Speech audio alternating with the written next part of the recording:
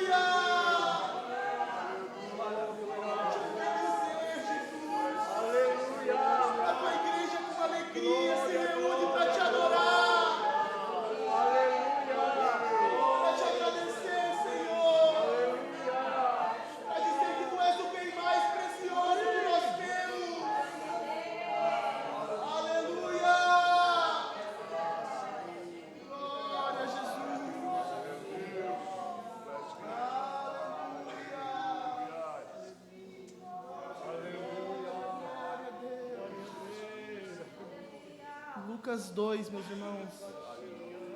Oh, aleluia. O Evangelho de Lucas, capítulo 2, versículo 25. Glórias a Deus, aleluia. Que maravilha. Nós podemos adorar o Senhor na casa do nosso Pai. Glórias a Deus.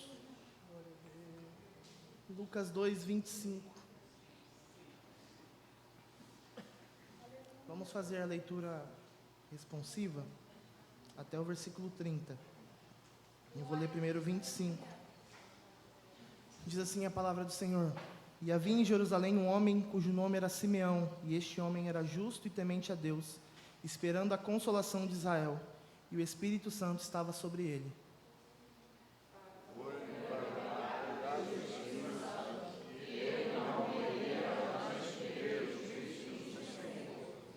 E pelo Espírito foi ao templo, e quando os pais trouxeram o menino Jesus para com ele procederem segundo o uso da lei,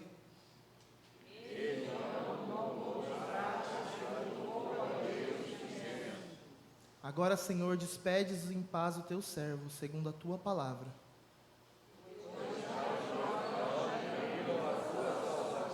Amém. Pode se sentar glorificando o nome do Senhor. Se você puder manter a sua Bíblia aberta comigo em Lucas 2, 25 ao 30. Hoje nós iremos refletir numa mensagem que tem como base a história de Simeão. Obrigado, Fagner. Nós não ouvimos muito, pelo menos eu não ouço muito sobre Simeão. E tudo que nós temos sobre a vida de Simeão está aqui nos Evangelhos. Mas lendo essa passagem há uns dias atrás, algumas coisas me chamaram muita atenção. E uma delas vai ser o foco principal da mensagem hoje. Mas antes de nós entrarmos nesse foco principal da mensagem, eu gostaria que nós entendêssemos um pouquinho como Lucas começa o evangelho dele. Lucas está nos dando preciosas informações, ricas informações a respeito dos primeiros dias, até mesmo antes dos primeiros dias de Jesus, o Filho de Deus, O Filho de Deus, como se deu o fato do Filho de Deus se tornar Filho do homem. Então Lucas ele começa a explicar isso para a gente. Como, desde a barriga de Maria, Jesus ele já impactava a vida de outras pessoas. Eu gosto muito da passagem que Lucas ele relata, em que Jesus na barriga de Maria, e apenas com a saudação de Maria a Isabel, o bebezinho, João Batista, no ventre de Isabel, salta de alegria. E Isabel ela começa ali a ser cheia do Espírito Santo e começa a louvar o nome do Senhor. Então Jesus já desde a barriga da mãe dele, ele já impactava outras vidas, porque foi para isso que Jesus veio. Jesus veio para impactar, mudar, transformar, restaurar vidas. E ali desde a barriga da mãe dele, ele já estava cumprindo com muito êxito o seu ministério. E nós estamos falando do bebê Jesus, né? Começando aqui, nós estamos falando do bebê Jesus. E a gente sabe que por onde um bebê passa, o bebê traz o quê? Alegria, festa, não é mesmo? É só a Lívia, do Benjamin e da Claudinha passar, né? Tá ali na Calili. É só ela passar que a gente já ativa o modo bobão, né? Ai, parece que não sabe mais falar normal, né? A gente, ai, mas que hoje é mais fofa. Eu só falo assim com a Lívia. Ela fica assim, por que fala normal, cara? Mas é muito bom. O nascimento de um bebê em si, ele já traz essa alegria, ele traz essa felicidade. É um motivo de alegria, uma boa notícia. E com o nascimento de Jesus não seria diferente. Trazendo essa notícia de um nascimento, de uma criança, né, trouxe uma certa alegria, mas uma alegria ainda muito maior e superior, porque esse nascimento era uma alegria porque era um filho de um casal, mas também porque era o cumprimento de uma promessa. E aí isso trouxe ainda mais alegria. Vai comigo em Lucas 2, o versículo 10, e presta atenção no que o anjo chega e diz para alguns pastores ali que estão no campo.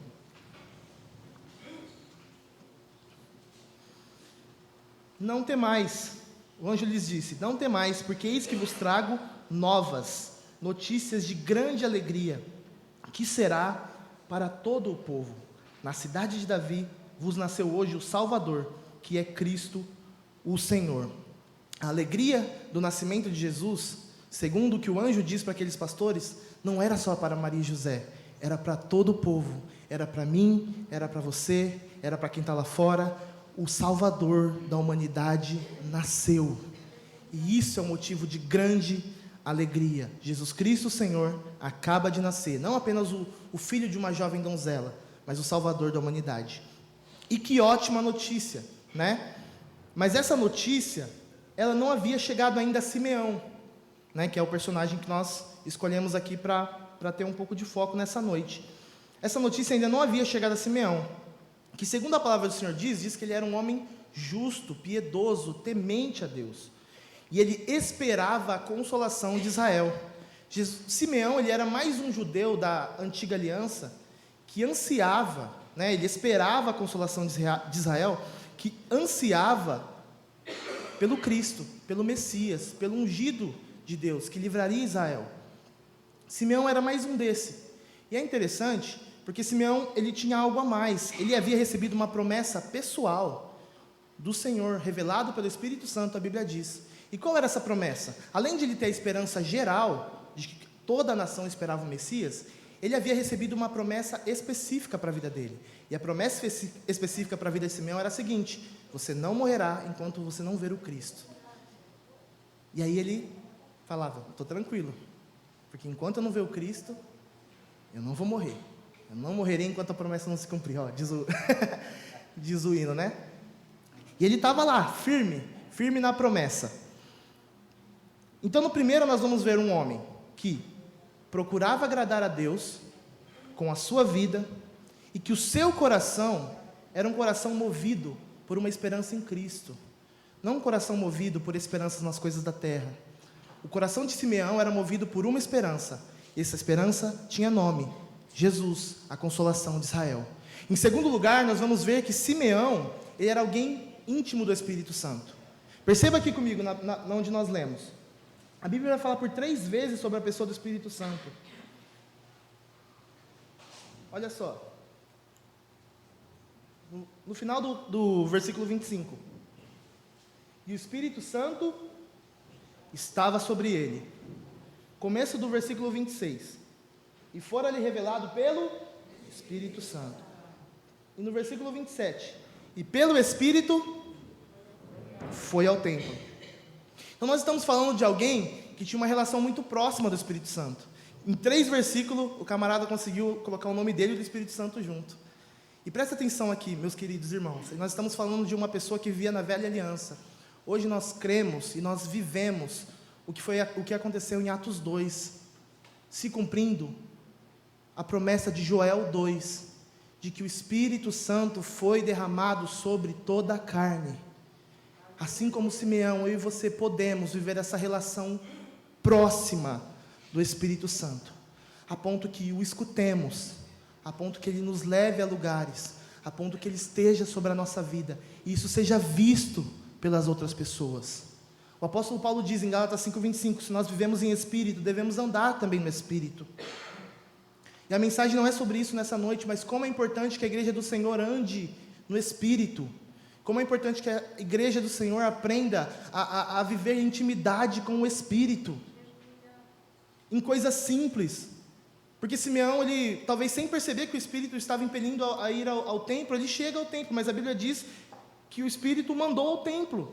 Talvez era uma coisa recorrente na vida dele, talvez não era uma coisa recorrente na vida dele, mas dessa forma o Espírito o levou, e às vezes a gente precisa ser, às vezes não, a gente precisa ser sensível à voz do Espírito Santo nas pequenas coisas do nosso dia a dia.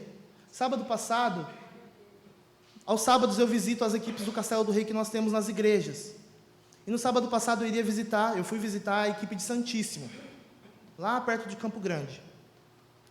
Na sexta eu marquei com o líder de lá, para nós irmos, tudo bem. No sábado às 11, eu ia à tarde, no sábado às 11 ele me mandou mensagem: Rafael, é melhor você não vir, pouca gente confirmaram, poucas pessoas confirmaram, então deixa para vir numa próxima e tudo mais. E naquele momento eu não senti paz em não ir. Eu falei, não, eu tenho que ir ainda assim, ainda que seja 40 minutos dirigindo até lá, ainda que eu chegue lá e só tenha ele, ou mais um, ou mais dois, eu senti que eu precisava ir lá.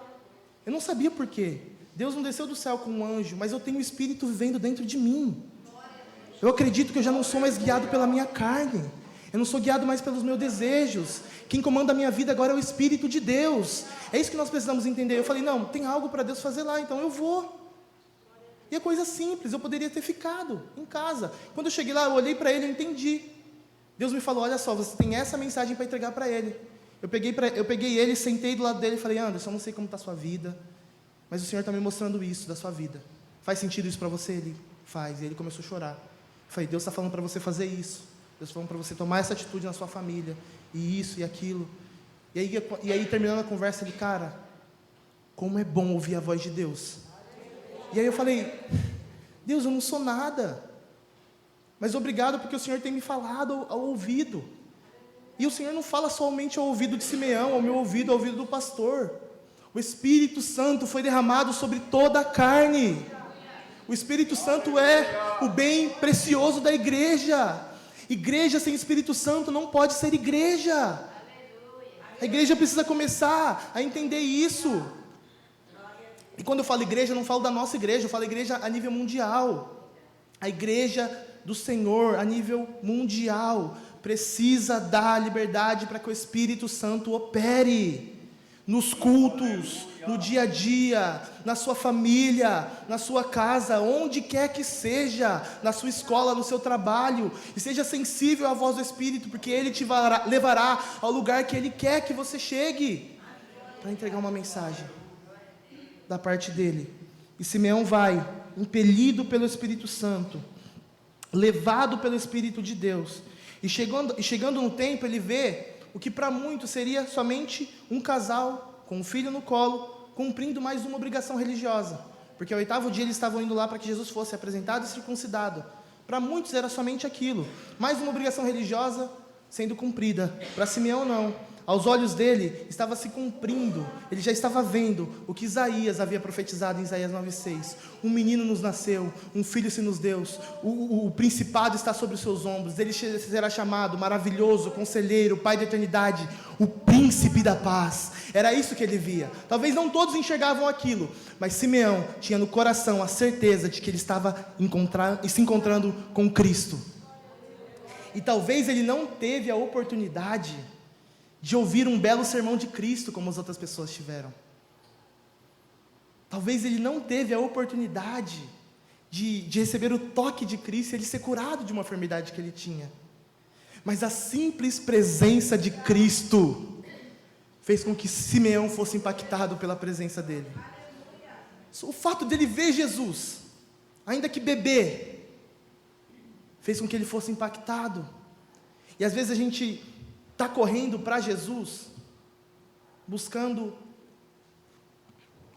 muitas coisas, menos ter Ele perto da gente. E aqui eu não quero pregar um evangelho miserável, longe de mim isso, Porque o nosso Jesus, ele é doador, ele é abençoador. Ele está com as mãos abertas para nos abençoar. Não é esse Jesus que eu prego. Mas eu estou falando que a nossa motivação principal não pode ser o que Jesus tem para nos dar. O fato de eu vir na casa do Senhor, o fato de eu me ajoelhar, o fato de eu ler a Bíblia, não deve ser eu receber algo em troca de Jesus. O que me faz me aproximar de Cristo é simplesmente o fato de Ele ser o meu Salvador. De eu entender quem Ele é. E Jesus Cristo é suficiente. Ele toma Jesus nos braços dele, né, o bebê Jesus, e ele faz essa declaração que me chamou muita atenção. Olha só, versículo 28,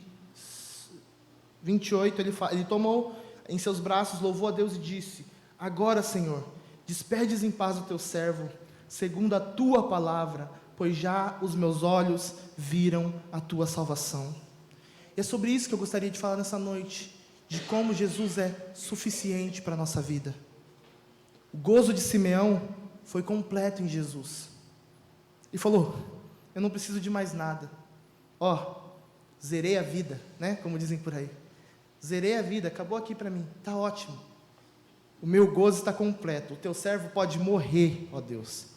Porque Jesus era tudo que ele esperava. E Jesus continua sendo tudo que eu, você, míseros pecadores, continuamos esperando.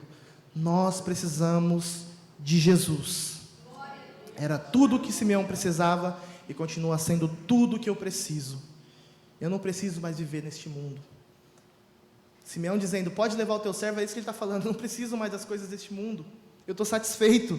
As coisas desse mundo já não importam mais. As coisas que antes eu julgava importantes já não são mais importantes. Dá um pulo comigo, já que você está em Lucas 2, vira a página e vai em Lucas 5.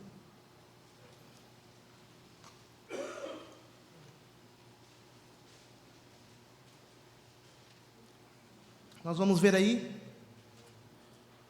o chamado dos primeiros discípulos. E aí a Bíblia vai contar que Jesus estava pregando, a multidão o aperta, né, para ouvir, era muita gente, então ele vai lá para um barco, escolhe um barco, sobe nesse barco, e lá da água ele começa a pregar para a multidão. É isso que a passagem está nos dizendo. Ele começa a pregar para a multidão do barco, de longe, para que todos pudessem ouvir, todos pudessem vê-lo. E adivinha quem era o dono desse barco? Ele mesmo, como diz o pastor Ezas, o Pedrinho, nosso amigo, né? Pedrinho era o dono do barco. E Pedro, né, ele se alegra, né, se espanta. Mas olha no versículo 6, no versículo 5. Respondendo Simão, Pedro, disse-lhe: mestre, havendo trabalhado toda a noite, nada apanhamos, mas sob a tua palavra lançarei a rede. A noite toda pescando. Você julga que essa pesca era importante ou não para Pedro? Sim ou não? Ele gastou uma noite toda tentando pescar e não conseguiu pegar nada. Era algo muito importante para Pedro. Era algo que ele valorizava muito. Era essa pesca. E aí Jesus faz o quê? Lhe dá o que era importante para ele. Olha o versículo 6. E fazendo assim, colheram uma grande quantidade de peixes, e rompia-se-lhes a rede. Versículo 7. E fizeram sinal aos companheiros que estavam no outro barco, para que fossem ajudá-los. Eles foram, encheram ambos os barcos, de maneira tal que quase iam a pique. Então Jesus, ele está dando para Pedro o que ele julgava importante. É importante para você? Então toma. E deu. Mas o que me encanta é o versículo 11. E levando os barcos para a terra, deixaram tudo e o seguiram. Era importante até eu encontrar Jesus. Não é mais. Era muito importante. Eu gastava todo o meu tempo nisso, mas não é mais. Porque Jesus entrou no meu barco. E agora eu não sou mais pescador de peixe, agora eu sou pescador de homens. Então, quando a gente se encontra com Jesus, as coisas que parecem importantes deixam de ser importantes, porque Ele se torna o centro de tudo. Em Atos 20, 24, eu gosto muito do que o apóstolo Paulo diz. Ele diz: em nada tenho a minha vida por preciosa, contanto que eu cumpra com alegria a minha carreira e o ministério que eu recebi do Senhor Jesus. O problema é que a gente tem tomado como preciosa demais a nossa vida. E aí está os dois extremos. A nossa vida vale muito porque Cristo derramou um sangue precioso e um preço muito, muito alto para pagar por ela.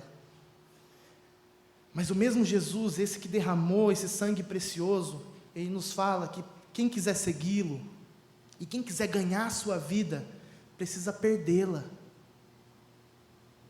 Porque perdendo essa vida, nós vamos encontrá-la. Faz sentido? Não. Não faz sentido. Mas Jesus está dizendo, se você deixar as coisas desta vida, deste mundo, e perder aos olhos humanos benefícios dessa terra, por amor a Ele, um dia nós encontraremos essa vida outra vez. Não porque nós fizemos isso, mas porque o encontro com Cristo foi tão impactante, que nos fez deixar tudo por Ele. O apóstolo Paulo, ele diz: o viver para mim é Cristo. Viver para mim agora não é mais as coisas que eu quero fazer. Viver para mim agora é Cristo. E morrer para mim é lucro, é um ganho. É a mesma coisa que Simeão estava falando: eu já encontrei a Cristo, para mim eu posso morrer agora. Será que nós temos coragem de dizer isso? Ou será que nós temos sonhos demais no nosso coração para realizar ainda? Ou será que nós estamos totalmente satisfeitos em Cristo? O fato é que muitas vezes nós estamos buscando a nossa satisfação em outras coisas. E preste atenção, essas coisas não vão te satisfazer por completo. O pecado não satisfaz por completo. Fazer a sua vontade não te faz por completo. O que Jesus disse foi: a minha fome é fazer a vontade daquele que me enviou. E é por isso que às vezes a gente vive uma vida de qualquer forma, porque a gente tem valorizado coisas que não têm valor de verdade, ou às vezes tem valor, mas não tem tanto assim. E as coisas que realmente têm valor, como ter Jesus, a presença dEle constantemente na nossa vida, e não apenas em um culto específico ou em eventos específicos, mas constantemente a presença de Cristo na nossa vida, a gente não valoriza. Mas essa noite Ele está nos mostrando que ter a Cristo é o suficiente para você ter alegria completa, para você ter paz completa, para você ter tudo o que você precisa. E isso é muito forte que eu vou dizer. Mas você não precisa ser curado para ter sua alegria completa. Apesar de que Cristo pode e quer te curar, mas você não precisa que isso aconteça para que a sua alegria seja completa. Você não precisa que Cristo abra a porta do emprego para que a sua alegria seja completa, ainda que você passe por dificuldades. Parece hipocrisia, parece não, mas isso é o Evangelho, meus irmãos. Nós precisamos ser satisfeitos em Cristo. Enquanto nós não formos satisfeitos em Cristo, nós não iremos a lugar algum. E vamos na nossa vida espiritual continuar dando voltas e voltas e voltas, e voltar no mesmo lugar. Mas presta atenção, o que Jesus diz para a sua vida hoje: eu sou o pão da vida, eu sou a água da vida, eu sou tudo que você precisa, vem até mim. Você que tem sede, você que tem fome, você não vai passar fome espiritual, você não vai passar sede espiritual, eu sou tudo que você precisa. Para de andar por outros caminhos que não sejam o caminho de Cristo. Igreja, se aproxime do trono da graça. Mas parece que o que eu vejo hoje é que nós precisamos adicionar coisas ao Evangelho para que ele se torne interessante. Nós precisamos colocar anexo ao Evangelho para que ele seja legal, para que ele seja bem ouvido pelas pessoas. Ouvir quem Jesus é para nós já não é mais suficiente. Ouvir já que a cruz de Cristo foi real e foi para pagar o preço do meu pecado já não é suficiente. Eu tenho que trazer algo novo, alguma novidade. A ouvir que a ressurreição de Cristo me dá o direito de ressuscitar com Ele naquele grande dia, isso já não é mais suficiente, já não é mais interessante. Mas o que pode ser mais interessante do que a pessoa de Cristo? O que pode nos chamar mais atenção do que os olhos de Jesus? Nada! Em 2 Samuel 6, nós vemos um dos momentos mais memoráveis do Antigo Testamento, que é Davi planejando e executando a volta da Arca da Aliança para Israel. Depois de 20 anos longe, era chegado o grande dia em que a presença de Deus estaria novamente no meio do seu povo. E eu imagino o anseio de Davi para realizar esse ato. Porque de todos os atos que Davi poderia fazer como rei, o seu primeiro ato foi esse: trazer de volta a presença de Deus para o meio do povo.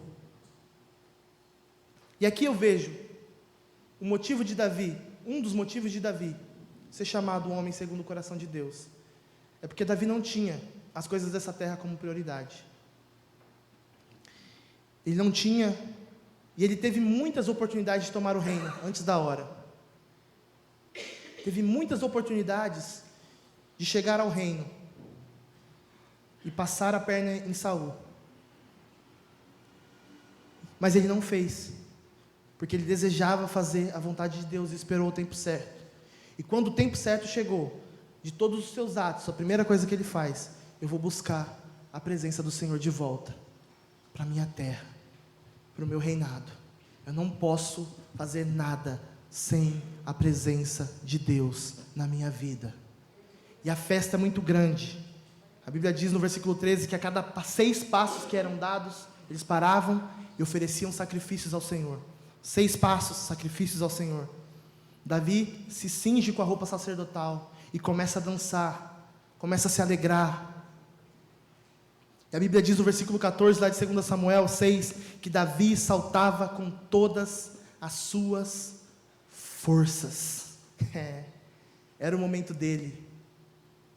Ele falou: me desculpem, mas agora eu não sou rei, agora eu sou só Davi, aquele mesmo que Deus tirou de trás da malhada, que Deus viu o coração lá quando ninguém via. Eu quero honrá-lo, porque ele me honrou quando eu estava lá, e agora quando eu estou aqui como rei, eu quero dizer que eu não posso fazer nada sem essa presença de Deus na minha vida. E é isso que Davi faz, sem se importar com o que as pessoas iriam pensar dele. Mas olha só o rei desse jeito, saltando com todas as suas forças. Cadê sua postura? Mical fica brava com ele, né? Pode o rei se portar dessa forma?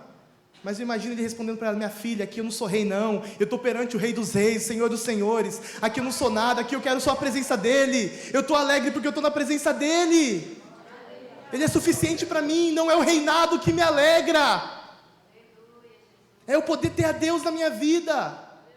E esse Salmo 51, tão memorável, que a gente fala que Davi, né, os estudiosos dizem que Davi escreve depois de haver pecado. Davi, ele poderia ter pedido para Deus não tirar muitas coisas dele como consequência do pecado. Não tira de mim o meu poder, ó Deus, não tira de mim o meu reino, não tira de mim o dinheiro que eu tenho, não tira de mim o status que eu tenho, a minha fama. Davi não pediu nada disso. A única coisa que Davi pediu foi: não retires de mim o teu espírito. Pode tirar tudo, mas não retira de mim o teu espírito. E é dessa forma que nós precisamos valorizar a presença de Jesus na nossa vida.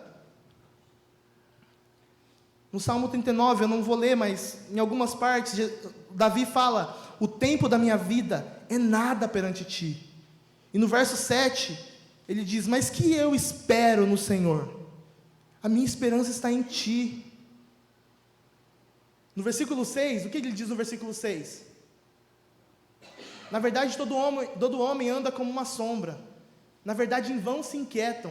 Amontoam riquezas e não sabem que as levará. Mas eu que sou o rei, eu o que espero de ti? O que eu espero de ti, Senhor? A minha esperança está em ti. Que Davi está dizendo: olha só, as coisas daqui, ó, assim como Paulo, né, ele está dizendo: ó, a minha vida não é preciosa, minha vida não vale muito. O que vale de verdade é eu poder viver com Deus, viver para Ele, para a glória dEle, ter Ele. Jesus é suficiente para a igreja. Não existe mensagem mais importante que essa. Jesus é suficiente para a igreja.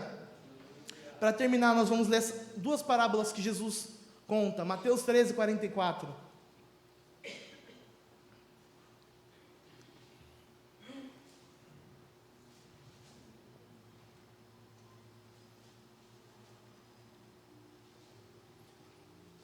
Olha o que Jesus está dizendo. Também o reino dos céus é semelhante a um tesouro escondido num campo, que um homem achou e escondeu, e pelo gozo dele vai, vende tudo o que tem e compra aquele campo. Versículo 45. Outro assim, o reino dos céus é semelhante a um homem negociante que busca boas pérolas. E no 46, e encontrando uma pérola de grande valor, foi, vendeu tudo quanto tinha e comprou-a. Um homem, primeiro Jesus diz, que encontra um campo, nesse campo tem um tesouro, ele esconde aquele tesouro, ele guarda. A tua palavra escondi no meu coração, para não pecar contra ti. Ele esconde, vai lá, deixa tudo. Esse tesouro faz com que ele deixe tudo. Ele fique só com aquele campo. E depois Jesus vai dizer que um homem que buscava boas pérolas, esse homem já tinha muitas pérolas, mas chega um momento que ele encontra uma. Ainda que ele tivesse muitas pérolas, ele não era satisfeito por completo ainda. Ainda que nós tenhamos muitas coisas na nossa vida, se não temos a Cristo, não temos nada. Aquele homem dessa parábola que Jesus conta ali, pega essa pérola de grande valor, vende todas as outras e fica somente com aquela. E a pergunta que o Senhor Jesus faz para nós nessa noite é: será que tem sido suficiente a minha presença sobre a sua vida para que o seu gozo, a sua alegria esteja completa?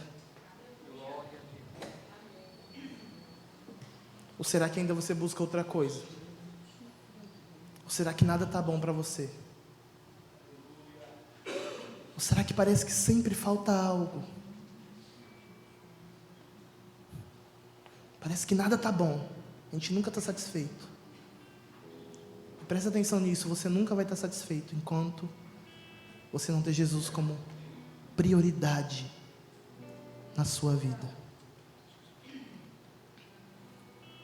Eu ouvi esses dias alguém dizendo num vídeo, não lembro, que prioridade deve ser usado no singular. Quando se coloca no plural, prioridades, deixa de ser prioridade. E às vezes a gente tem muita prioridades na nossa vida. Cristo é uma delas, mas Ele está lá no meio. Cristo não pode ser uma das prioridades da nossa vida. Ai, Cristo é uma das coisas mais importantes da minha vida. Olha que frase linda de se ouvir, não é? Cristo é uma das coisas mais importantes da minha vida. Não pode ser. Cristo não é somente a cerejinha do bolo. Olha, essa pessoa aí, ela, olha, é muito boa, ela tem tudo, só falta ser crente. Já ouviu isso aí? Ela faz o bem. Não, se falta ser crente, falta tudo. Cristo não é só essa cerejinha que falta nessa pessoa que já é maravilhosa. Cristo é tudo. Cristo basta para a nossa vida. Se temos a Ele, nós temos tudo. Se não temos a Cristo, não temos nada. Eu gostaria que você fechasse seus olhos, sentado mesmo, onde você está. Eu queria que você começasse a refletir sobre a sua vida, não sobre a vida de alguém que precisava ouvir essa mensagem. Às vezes a gente faz isso, né? Nossa, fulano de tal precisava estar aqui. Eu conheço umas pessoas assim. Não, vamos pensar na gente agora. Eu estou pensando no Rafael. Nossa, como o Rafael precisava ter ouvido essa mensagem. Feche seus olhos, comece a refletir sobre a sua vida. Eu gostaria de fazer uma pergunta nessa noite. Existe alguém no nosso meio que, porventura, ainda não aceitou a Cristo como seu Salvador, mas entendeu através da pregação da palavra hoje que Cristo é suficiente para a sua vida e que você não vai encontrar essa satisfação em nenhum outro lugar? Existe alguém no nosso meio? Se existe, levante a sua mão assim. Alguém que deseja aceitar Jesus no seu coração hoje. Não te convido para uma religião, te convido para seguir a Cristo junto conosco? Alguém que deseja aceitar a Cristo como seu Salvador? Levante sua mão, faça um sinal assim para eu ver. A igreja está orando, a igreja não está te olhando agora. Cada um está olhando para a sua própria vida, cada um está falando com Deus, refletindo sobre si e Deus. Mas eu gostaria de fazer, eu não posso terminar essa mensagem sem fazer um apelo para a sua vida. Existe alguém neste lugar que deseja aceitar a Cristo como seu Salvador? Nunca fez essa oração e deseja aceitar a Cristo? Levante sua mão. Ou existe alguém que porventura já aceitou a Cristo como Salvador, mas por alguma dificuldade da vida, por alguma circunstância, ou por deixar de crer que Jesus era realmente suficiente, acabou se desviando, mas hoje, ouvindo a palavra do Senhor, deseja voltar para os caminhos dele? Existe alguém que deseja se reconciliar com Jesus? Levante sua mão. Alguém que deseja voltar para os caminhos do Senhor?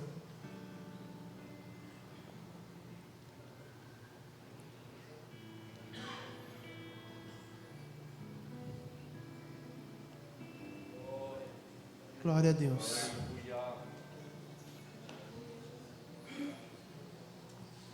Então a mensagem é para os da casa mesmo, é para nós. Obrigado, Jesus, pela Tua palavra ministrada nessa noite.